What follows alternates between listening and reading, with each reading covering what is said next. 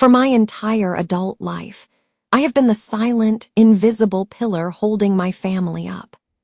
I'm Alex, 34 years old, and I've served as the unseen safety net, the dependable guy who never asks for a single thing but is the first person they call when a bill is late or an emergency strikes. My family consists of my parents, David and Susan, now in their early 60s, and my golden child sister, Chloe, who is 37.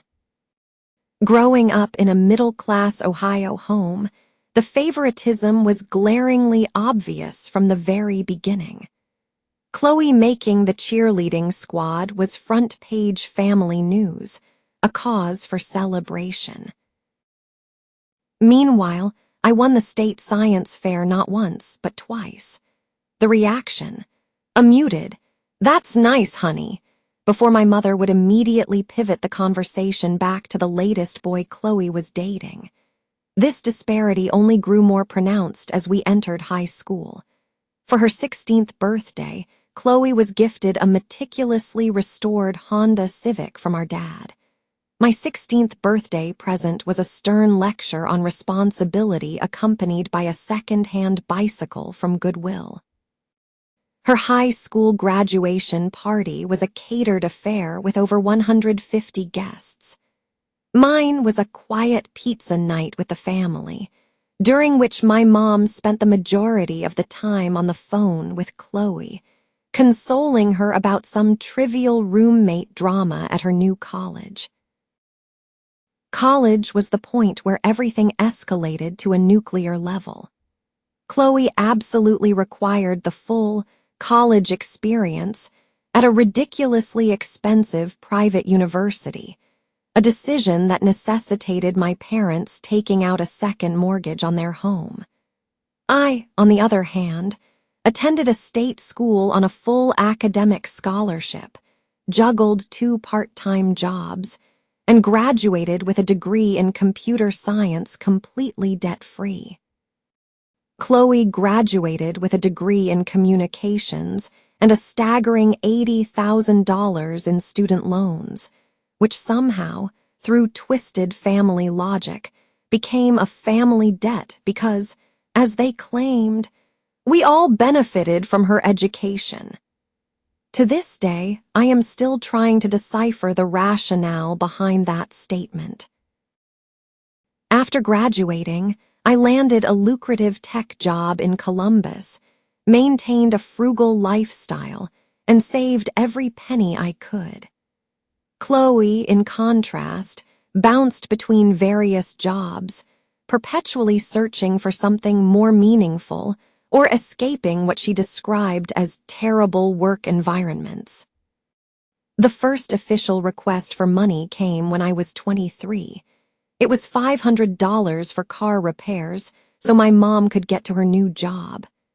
11 years later, we are all still waiting for that supposed payback. That initial $500, however, opened the floodgates. I was suddenly and unofficially designated as the family's personal ATM. I found myself covering Chloe's rent, paying off her credit card bills, and even buying her groceries. For my parents, it was a new water heater, unexpected car maintenance, and their annual property taxes. Each and every time, the request was framed as a simple, short-term loan just to help them get back on their feet.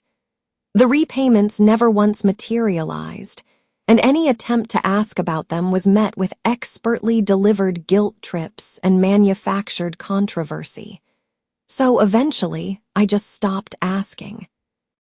By the time I turned 30, my annual income had surpassed $200,000, thanks to a combination of savvy startup stock options and freelance consulting work. My family didn't know the exact figures, but they knew I was doing well. Well enough that when Chloe announced her engagement to Ryan, I somehow found myself cast in the dual roles of wedding planner and primary financier. The venue deposit, the caterer, the flowers, the photographer, It all added up to a grand total of $45,000, which of course they swore they would pay back once they were settled. Ryan himself deserves a special mention. He is a man perpetually on the verge of launching the next big idea that will make him a millionaire. He's dabbled in insurance, cryptocurrencies, day trading, and even a multi-level marketing scheme involving energy drinks. His actual earnings from these ventures were zero, but he could talk a good game, and Chloe was utterly captivated by him. After the wedding, my financial obligations only grew. I was co-signing apartment leases, paying their security deposits, and constantly covering the monthly shortfalls when Ryan's latest business venture inevitably crashed and burned. It became a predictable cycle. Ryan would call with a tragic story about non-paying clients or a market downturn that required a small injection of cash, just this one time. This was my existence. The family's unpaid financial advisor, emergency ATM, and emotional support system, all rolled into one. I was the unseen safety net that everyone depended on, but no one ever truly acknowledged. The breaking point should have been when they decided to buy a house. They had been renting for 3 years, their credit scores were abysmal, and Ryan's employment history looked like a chaotic game of career hopscotch. Predictably, no bank in their right mind would even consider them for a mortgage. That's when my mom called me, her voice dripping with a guilt-inducing tone she had perfected over decades of practice. "Alex, honey," she began, "you know how much Chloe and Ryan want to start a family. They just need a stable place to raise their children, but their credit isn't quite where it needs to be yet." I knew exactly what was coming before she even finished the sentence. "They found the perfect house in Worthington," she continued. "Excellent schools, a safe neighborhood. But they just need someone with good credit to co-sign the mortgage. It would only be temporary, just until Ryan's new business takes off and they can refinance on their own." I should have said no. I should have hung up the phone right then and there. I should have learned my lesson from a decade of temporary loans that were never repaid. But instead, 2 weeks later, I was sitting in a mortgage broker's office, signing documents that made me legally responsible for a $300,000 house loan. The house itself was beautiful. It had 4 bedrooms, 2.5 bathrooms, a spacious yard, and an attached garage, everything a young couple could ever dream of.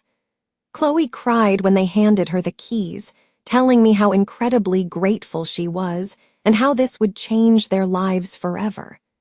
Ryan shook my hand firmly, looking me in the eye and promising that this would be the absolute last time they would ever need my help.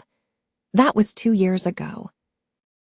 In the time since, I have made 7 of their mortgage payments when Ryan's income was temporarily disrupted.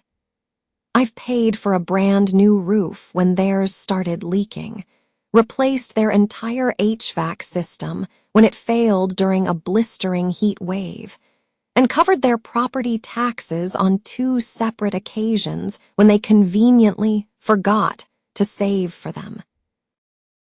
All in all, I have probably sunk another $30,000 into that house, on top of co-signing the original loan. But here's the most infuriating part. They have never once truly acknowledged what I've done for them. In their eyes, I'm just the family member with money, so it's my duty to help. It isn't seen as a sacrifice or a favor. It's perceived as an obligation, as if I owe them this support simply for the privilege of being related to them. The family dynamics never shifted either. Chloe remained the star of every family gathering. Her job at a pharmaceutical company was always described as incredibly important. Her husband was endlessly clever and ambitious. Their plans to start a family were a source of constant, exciting speculation. Meanwhile, I was still just Alex, the quiet computer guy who had very little to contribute to conversations about normal, everyday life. I didn't date much, partly because my work consumed most of my time, and partly because I had been burned a few times by women who seemed more interested in my financial portfolio than in me as a person. My family interpreted my single status as proof that I was antisocial or excessively picky. My mom was perpetually trying to set me up with the daughters of her friends, usually with the sales pitch that these women were looking for a stable, responsible man, which I knew was code for someone to pay their bills. The feeling of isolation deepened over time. Family dinners became a tedious exercise in listening to Chloe and Ryan detail their latest grand plans, while any attempt I made to join the conversation was politely ignored. Holiday celebrations, birthday parties, anniversaries, every special occasion revolved entirely around their preferences and schedules. I was usually invited as an afterthought, still expected to contribute financially, but never treated as an equal participant. I started to decline more invitations, using work or other commitments as an excuse. This, of course, led to lectures about family loyalty and my responsibilities, but it also meant I spent less time listening to Ryan drone on about his latest get-rich-quick scheme or watching Chloe be showered with praise for accomplishments that I had secretly financed. The final, unrecoverable straw came 6 months ago when I overheard a phone conversation between my mom and Chloe. I had stopped by my parents' house to fix their garbage disposal, another one of those unspoken expectations that I would drop everything to handle their domestic problems. As I was working under the sink in the kitchen, my mom started talking to Chloe on speakerphone in the living room, completely unaware that I could hear every single word.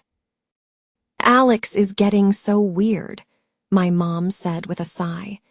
"He barely comes around anymore, and when he does, he's just so quiet. I'm worried he's turning into one of those bitter single men who only cares about work." "He's always been antisocial," Chloe replied, and I could practically hear the disdainful eye roll through the wall. "But at least he's useful for helping out with stuff. Hey, did you see the new patio furniture Ryan picked out? We're probably going to need Alex to cover the difference until Ryan's next commission check comes in." I froze, my hands still inside the grimy disposal unit, and just listened.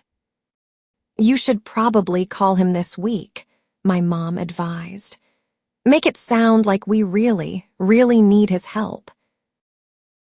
You know how he responds better when he thinks it's a genuine emergency." My hands were shaking with rage as I packed up my tools. I had been played for years. I had been manipulated into believing my family truly needed me, that I was helping them through temporary rough patches.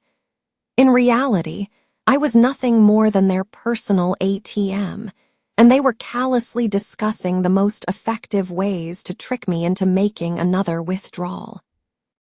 I finished fixing the disposal in dead silence, told my dad it was working, and left without even saying goodbye to my mother. I spent that entire night sitting alone in my apartment, sifting through years of bank statements and meticulously calculating just how much money I had given my family.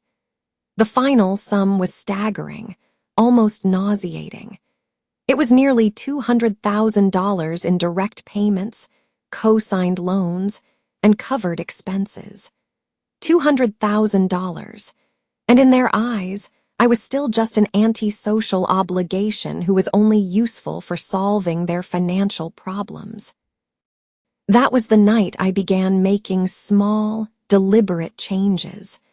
I started by simply not answering Ryan's calls about late mortgage payments. When Chloe texted me asking for help with groceries, I replied that I was swamped with work. When my mom asked if I could help with their property taxes, I told her I was out of town on a business trip. The protests began almost immediately. How could I be so selfish? Didn't I understand that family helps family? What had gotten into me lately? But for the first time in my life, I held firm. I started saying the word no, and it felt absolutely liberating. Next came the family reunion. Every 3 years, my father's side of the family organizes a huge reunion.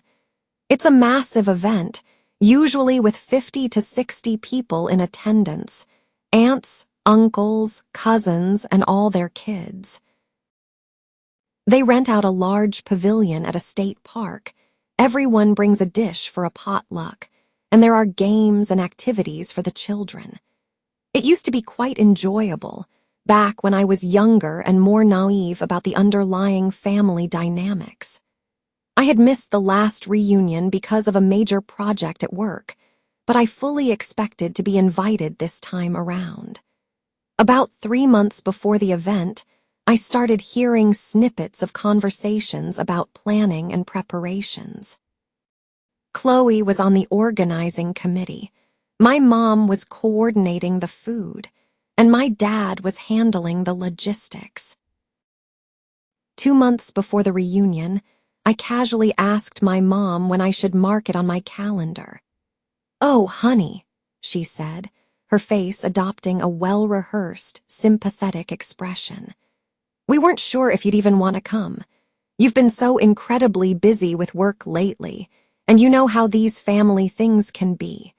So many kids running around, people asking invasive personal questions about when you're going to finally settle down. We just thought you might be more comfortable skipping this one." I stared at her, dumbfounded. "You thought I'd be more comfortable being excluded." "It's not excluding," she corrected me instantly. "It's just, well, space is limited this year, and we had to make some very tough decisions about who to invite. Space is limited. It's a public park pavilion." "Well, yes, but there are cost considerations, too. You know, for the food, activities, decorations. Everyone who comes has to contribute, and we know money's been a bit tight for you lately." Money has been tight for me. The person who has been subsidizing their entire lifestyle for over a decade. I almost laughed out loud. "How much is the contribution?" I asked, my voice flat. $75 per person," she mumbled, avoiding my gaze. "Plus whatever dish you bring for the potluck." $75. I had probably spent more than that on lunch that week. They were seriously worried that I couldn't afford to contribute to a family reunion. "Who exactly made the decision about who to invite?" I pressed. "The organizing committee," she explained. "Chloe, your Aunt Susan, Uncle James, and me. We tried to balance family participation with practical considerations." And the practical consideration was that I couldn't afford $75. She shifted uncomfortably. "Alex, you know that's not it. It's just, you haven't seemed very interested in family events lately. We just thought." "You thought wrong," I cut her off. "I am interested. I'd like to come." "Well," she stammered, "I'll have to check with the committee. Maybe we can figure something out." Maybe they could figure out how to invite their own son and brother to a family reunion. That night, I called Chloe directly. "Mom says there might not be room for me at the reunion," I stated, getting straight to the point. "Oh, Alex," she groaned, as if I were the one being difficult. You never come to family stuff anymore. We just assumed you wouldn't want to come to this either. But you didn't even bother to ask me. Come on, be honest, she retorted. Would you really have come? You hate those things, all those screaming kids running around. Uncle James pestering you about your love life. The cousins bragging about their jobs and their mortgages. It's just not your scene. It's a family reunion, Chloe. My scene is being a part of the family. She laughed. It wasn't a malicious laugh, but the kind of dismissive chuckle you'd give a child who just said something profoundly naive. Alex, you can barely tolerate spending 2 hours at Christmas dinner. 3 days of camping with the entire extended family. Please, you'd be miserable, and you'd make everyone else miserable, too. So you just made the decision for me.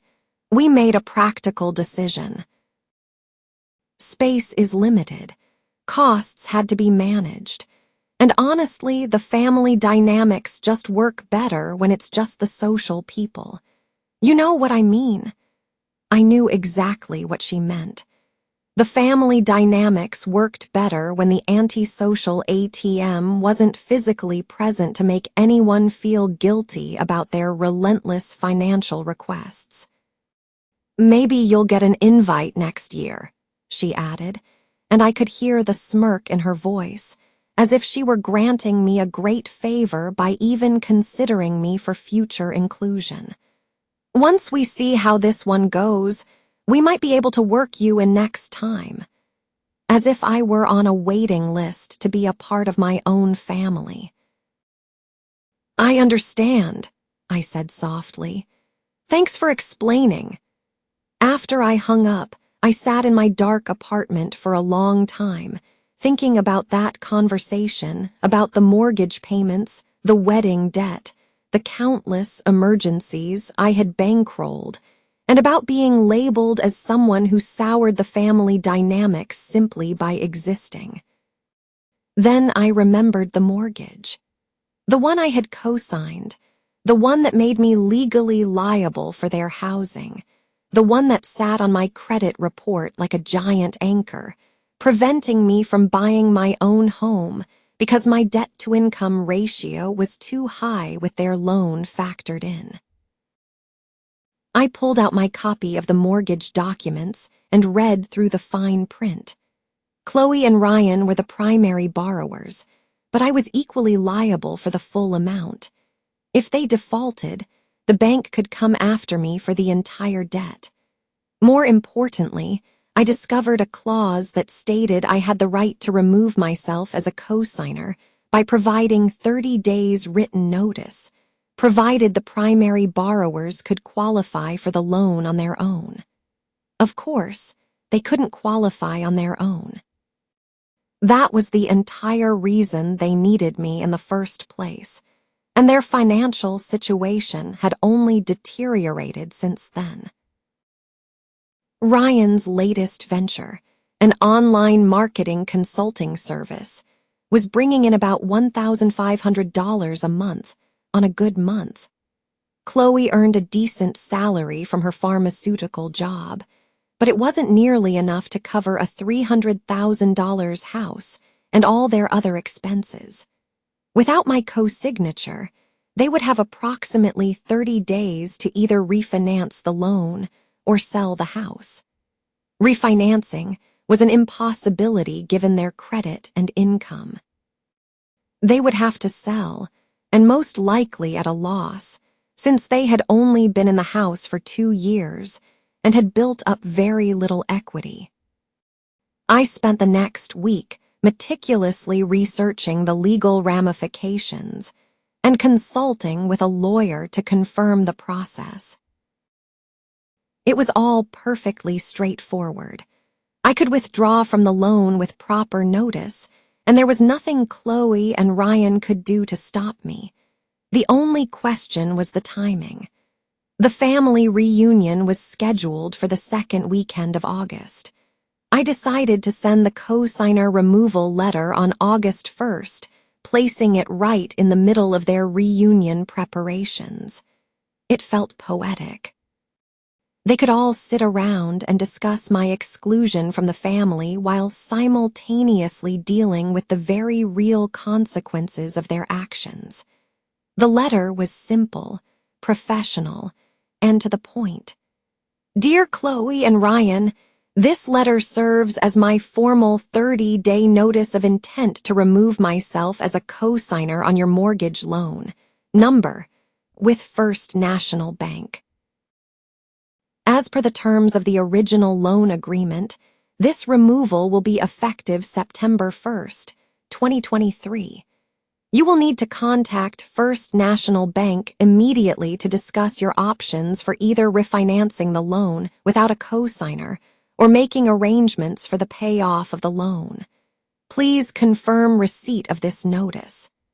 I mailed certified copies to them and to the bank, keeping one for my own records. Then I waited. The phone call came 3 hours after the letter was delivered. Alex, what the hell is this? Ryan's voice was tight with panic. We just got your letter. You can't just remove yourself from the mortgage. We have a contract. The contract allows for co-signer removal with proper notice, I stated calmly. I have provided proper notice. But why? What is this even about? If this is about money, we can work something out. The marketing business is really starting to take off, and Chloe is up for a promotion. We'll be able to make all the payments ourselves soon. When? Well, it's hard to say exactly, but probably within the next few months. Maybe by Christmas. Definitely by next summer.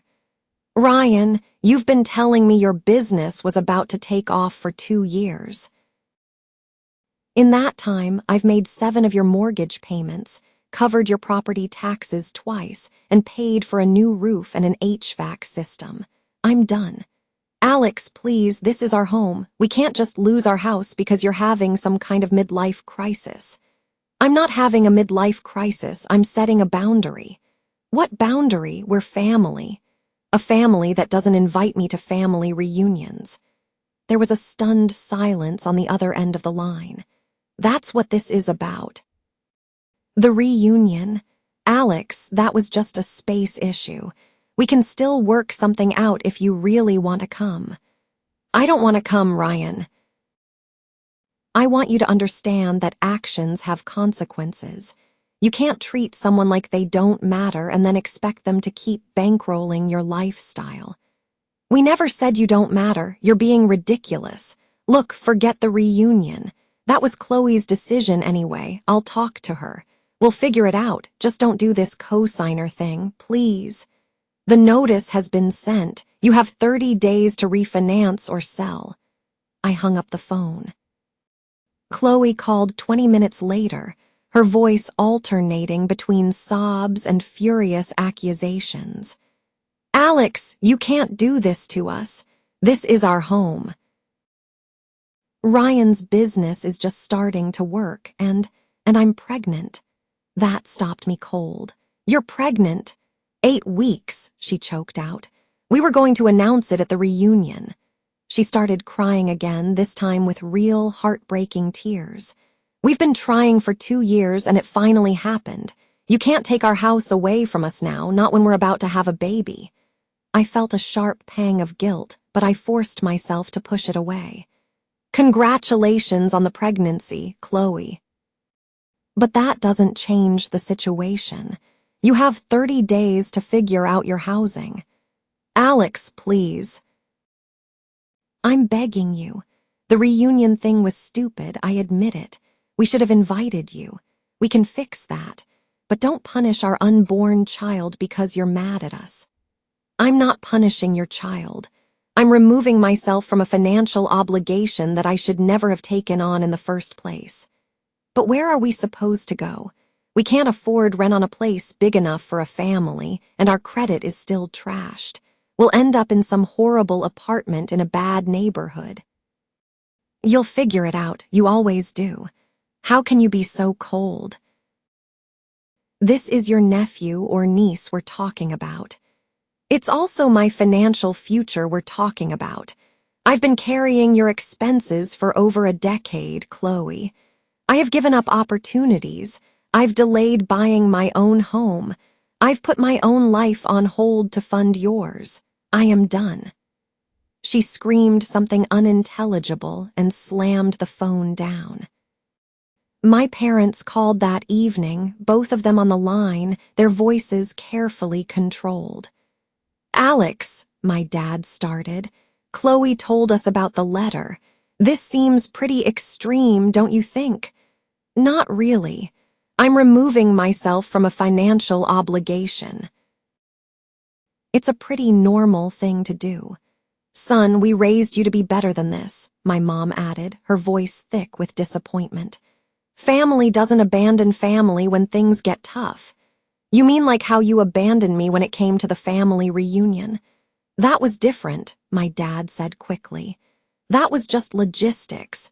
This is their home, their future. Chloe is pregnant, Alex. This is your family we're talking about." "No, it's your asterisk family. I'm apparently just the outsider who pays for everything." "Alex, honey." My mom's voice shifted into that manipulative, pleading tone I knew so well. "You're hurt and you're being emotional right now. We understand that. But making major financial decisions when you're upset is never smart.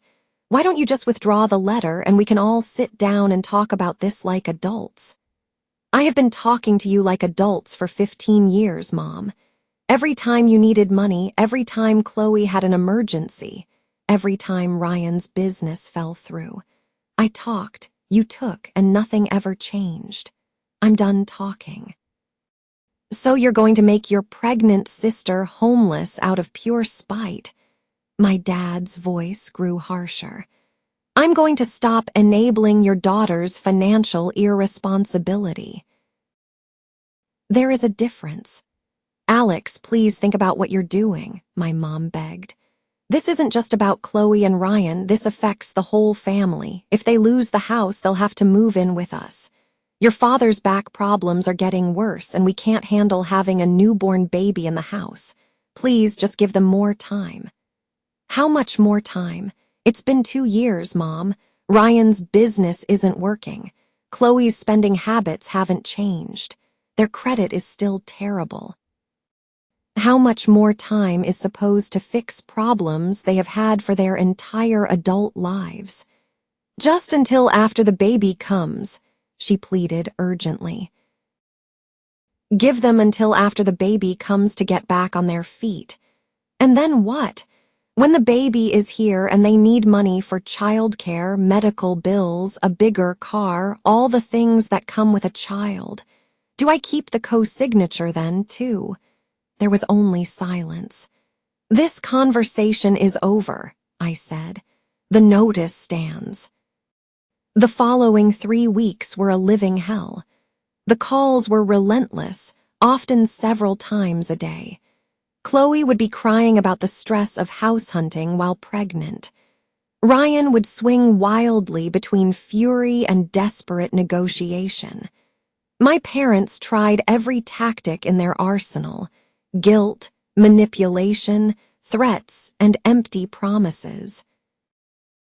They also attempted to rally other family members to their cause. My Aunt Susan called to lecture me on family loyalty. My Uncle James left a voicemail expressing his deep disappointment in my selfishness.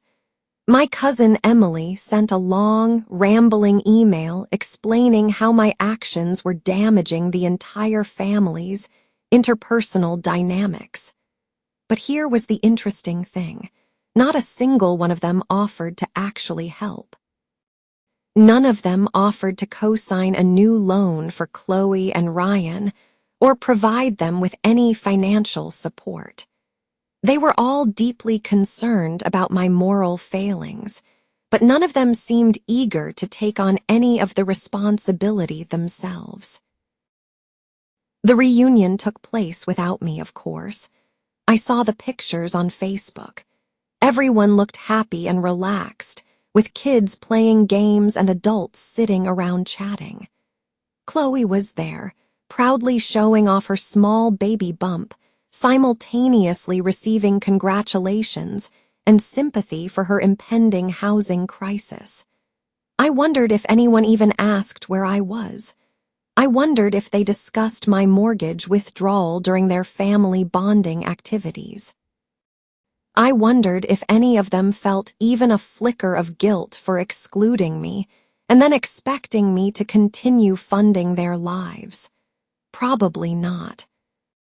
On August 25th, with only 6 days left until my co-signer removal became effective, Ryan called with what he clearly thought was a brilliant idea. "Alex, I talked to a guy who knows about real estate, and he says we can probably get a private mortgage from an investor. The interest rate would be higher, but we could qualify without a co-signer." "That sounds like a great solution," I replied neutrally. "The thing is, we need $15,000 up front for the loan fees and closing costs. I know that sounds like a lot, but it would solve everything.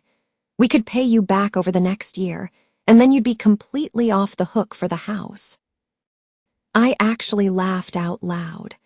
"Ryan, you want me to give you $15,000 so you can get a loan to replace the loan I'm already co-signed on. It's not giving, it's lending. And it's a solution that works for everyone. You get out of the mortgage obligation, we keep the house. Everybody wins. Everybody except me, who would be out another $15,000 that you would never pay back. We would pay it back. This is different." "How is it different?" Because it would be a smaller amount, and my business is really picking up now, and Chloe's promotion came through. We'd have the cash flow to handle it." "Ryan, if your cash flow had improved, you'd be able to make your mortgage payments without me covering them." Those were special circumstances. The business has seasonal fluctuations. The answer is no. "Alex, please, Chloe's stress levels are through the roof.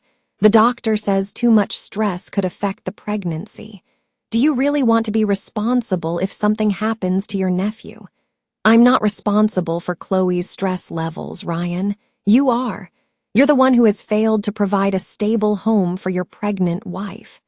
"How can you say that? I've been busting my ass trying to build something." "Just because it's taken longer than expected doesn't mean. It means you're not reliable, Ryan. It means you make promises you can't keep and commitments you can't honor. It means I'm done trusting you with my financial security." He hung up on me. September 1st came and went peacefully. I received a formal letter from the bank confirming my removal as a co-signer. Chloe and Ryan were now solely and completely responsible for their mortgage. They stopped calling me after that. The pressure from the rest of the family continued for another week or two, but it eventually faded away as well. I think they finally realized I wasn't going to change my mind, and it was a waste of their energy to keep trying. I heard through mutual friends that they were frantically looking at smaller rental properties, trying to find something they could afford on their own. Chloe had to give up some of the lifestyle elements she had grown so accustomed to. The nice neighborhood, the big yard, the attached garage. Reality was finally setting in. In October, my mom sent me a text message informing me that Chloe and Ryan had found a rental, a 3-bedroom house in Whitehall. It wasn't the nicest neighborhood, but it was affordable and close to Chloe's job. The baby was due in March. I didn't reply, but I felt a quiet sense of relief that they had found something. Despite everything, I never wanted them to be homeless. In November, I bought my own house. With my debt-to-income ratio finally clear of their mortgage, I was easily approved for a loan on a beautiful 4-bedroom colonial in Upper Arlington. It wasn't extravagant, but it was nice. A good neighborhood, great schools for a future I might one day have, a large backyard, a 2-car garage, everything I had ever wanted but couldn't have while carrying the weight of Chloe's mortgage.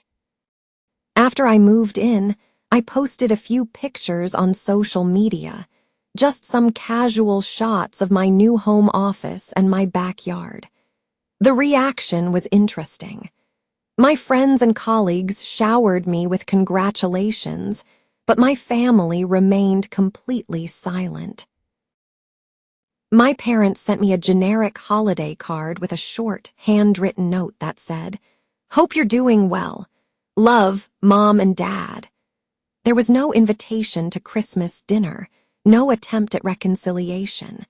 It was just a cold acknowledgement of my existence. Chloe sent nothing at all. On Christmas Day, I volunteered at a local homeless shelter, serving meals and sorting donations. It felt more meaningful and rewarding than any family event I had ever attended. I was surrounded by people who were genuinely grateful for help, who understood what it meant to struggle, and who didn't take kindness for granted. My mom called me in February to tell me that Chloe had given birth to a healthy baby boy they named Noah. She sent me a picture via text, and I have to admit, it hit me harder than I expected. He was so small, so perfect, and for a fleeting moment, I felt a deep sadness that I wouldn't be a part of his life. But then I remembered all the years I had been treated like a walking ATM. All the times my own needs and feelings were completely disregarded, and all the casual cruelty of being ostracized from my own family while still being expected to fund their lifestyle. I sent back a simple, "Congratulations," and deleted the picture. Ryan called me 3 months later in May. It was the first time I had heard from him since September. His voice was different, humbled, more defeated. "Alex, I know we haven't talked in a while, and I know you probably don't want to hear from me, but I need to ask you something." I didn't say anything, just waited. "The baby's been having some health issues. Nothing life-threatening, but it's expensive. Chloe's on maternity leave, so money is really tight. We're behind on rent, and our landlord is starting to make noise about eviction." Still, I said nothing. "I'm not asking for a handout," he said quickly. "I know those days are over, but I was wondering. Do you know anyone in real estate who might be hiring? I'm thinking about getting out of the consulting business. Maybe getting a real job with a steady income. I'd take anything, assistant, paperwork, whatever. I just need something reliable." For the first time in 15 years, Ryan was calling me for help finding a job, not for a bailout. "I might know someone," I finally admitted. "Send me your resume and I'll see what I can do." "Really, Alex, thank you." "I mean it. This could really turn things around for us." I did know someone, a colleague who had started a property management company and was looking for a person to handle tenant relations and maintenance coordination. It wasn't a glamorous job, but it was stable and paid decently. Ryan got the job. 3 weeks later, he called to thank me again, telling me he was doing well and that the stability of a monthly paycheck was helping them get caught up on their bills. "I should have done this years ago," he said, a note of genuine regret in his voice. All that time chasing big dreams when I should have been focused on taking care of my family. I get it now. I hoped he did. 6 months after that, Ryan called again. This time, his voice had a confidence I had never heard before. "Alex, I wanted to thank you," he said, "and I wanted to apologize for everything. The way we treated you, the money stuff, all of it. I've been doing a lot of thinking, and I've realized just how unfair we were to you." "Okay," I replied, unsure where this was going. The thing is, having a real job, having to actually show up and be responsible every single day. It's made me understand some things about myself, about how I was living before. I was basically a child, letting other people, letting you, handle the adult responsibilities while I played around with fantasy businesses. Ryan, let me finish, please. I know I can't ever pay you back for everything. We calculated it out, and it's close to $200,000 over the years. That's insane, Alex. I can't believe we took that much from you. The actual figure was closer to $250,000, but I didn't correct him. But I want to start paying you back anyway, he said, even if it takes 20 years. We're putting together a payment plan, maybe $200 a month to start and more as we get our finances in order. It's not much, but it's a start. Ryan, you don't have to do that. Yes, I do, because here's the thing I figured out. You weren't just giving us money all those years. You were giving us the chance to avoid growing up, to avoid taking responsibility for our own choices. And that wasn't actually helping us in the long run. He paused. Chloe's been doing some thinking, too. She wants to call you, but she's scared. She knows how badly she messed up, especially with the reunion thing. That was, God, Alex, I can't believe we excluded you from a family event and then still expected you to keep paying our mortgage. That's so screwed up. Yeah, it was. Would you be open to talking to her? She's different now. Having Noah almost losing the house, it's changed her perspective on things. She knows she took you for granted. I thought about it for a moment. Maybe, I said finally. But Ryan, no more loans, no more financial help. That part of our relationship is over, permanently. I understand, and Alex, thank you for everything. I know we didn't deserve it, but you kept us afloat for years. We wouldn't have made it without you. After we hung up, I sat in my home office, looking out at my backyard and replayed the conversation in my head. It was the first time Ryan, or anyone in my family, had ever acknowledged the full scope of what I had done for them. It was the first time they had acknowledged the sacrifices I had made. It felt nice. Not nice enough to erase 15 years of being taken for granted, but nice enough to open a small window to the possibility of forgiveness. Someday. 2 weeks later, Chloe called. Alex, it's me. I recognized her voice, but it sounded different, older, more hesitant. Hi, Chloe. I don't really know where to start. Ryan said you two talked, and he told me what he said about paying you back and everything. I just wanted to call and say, well, a lot of things. She took a shaky breath. First, I'm so sorry for all of it, for taking your money, for taking you for granted, for treating you like you didn't matter. For the reunion thing especially, that was cruel. And I knew it was cruel when we were deciding it, but I told myself it was just being practical, that you wouldn't want to come anyway. Why didn't you want me there, Chloe? Honestly. Because you made me feel guilty. Every time I saw you, it was a reminder of how much you had done for us, and how little we had ever done for you. It was easier to just exclude you than to have to face that reality. At least it was honest. And I was jealous, she continued. Here you were, always having your life together, always being responsible and successful. And I was the older sister who couldn't hold down a job, couldn't manage her money, couldn't even afford to live without my little brother's help. It was humiliating. So you decided the solution was to treat me worse. I decided the solution was to pretend it wasn't happening. To pretend we were equals, that you helping us was just normal family stuff and not something extraordinary. It was easier than admitting I was the screw-up. We talked for nearly an hour. She told me about Noah, about how becoming a mother had forced her to reevaluate her priorities and her sense of responsibility in ways she never had before.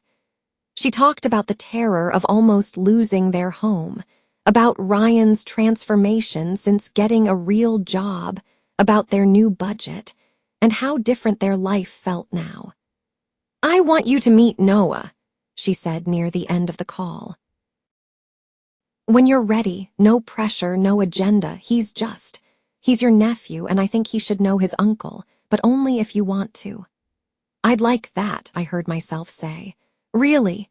And Alex, Ryan told you about the payment plan, right? We know it's nowhere near enough and it'll take forever, but we want to start somewhere." "You don't have to do that, Chloe." "Yes, we do, because Ryan was right. You weren't just giving us money, you were enabling us to avoid growing up. And that needed to stop, for our sake as much as for yours." After we hung up, I felt a definite shift inside me. It wasn't a return to the old dynamic, that was gone forever. It was a shift toward something new, something that might, with time and effort, resemble a healthy family relationship. A month later, I met Noah for the first time. He was 6 months old, chubby and bright-eyed, with Ryan's dark hair and Chloe's blue eyes. Chloe and Ryan had invited me over to their rental house. It was small, but clean and cozy.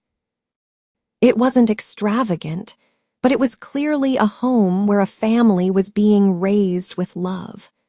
We had dinner together, and for the first time in what felt like a lifetime, I actually felt like I was part of a family gathering, not just an outsider who happened to share their DNA.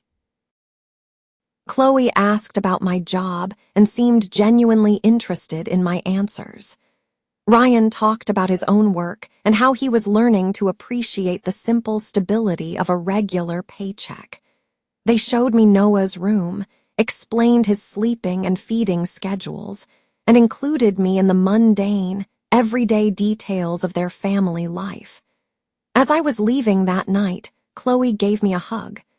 "Thank you," she said quietly, "for giving us another chance." "Thank you," I replied, "for becoming people worth giving a chance to." That was 8 months ago. Ryan has been consistent with his $200 monthly payments. It's not about the money, but about the principle. Each payment arrives on time, accompanied by a short note with updates on their family. Chloe and I text occasionally now, usually sharing pictures of Noah or catching up on small news. She asks about my life, too, and actually seems to listen to the answers. Last month, my parents called to wish me a happy 35th birthday, the first time they had done so in 3 years. The conversation was a bit stiff, but it was civil, and my mom asked if I would consider coming to Christmas dinner this year. "What about Chloe and Ryan?" I asked. "They'll be there too, if you're comfortable with that." "I am. So this will be the first Christmas I've spent with my entire family in 4 years. I'm cautiously optimistic that this time will be different, that I'll be treated like a brother and a son, not an obligation. But if it isn't, that's okay, too. I've learned how to be happy without their approval, how to build my own life on my own terms, not on their expectations. And I've learned that sometimes the kindest thing you can do for the people you love is to stop enabling their self-destruction and finally let them stand on their own 2 feet.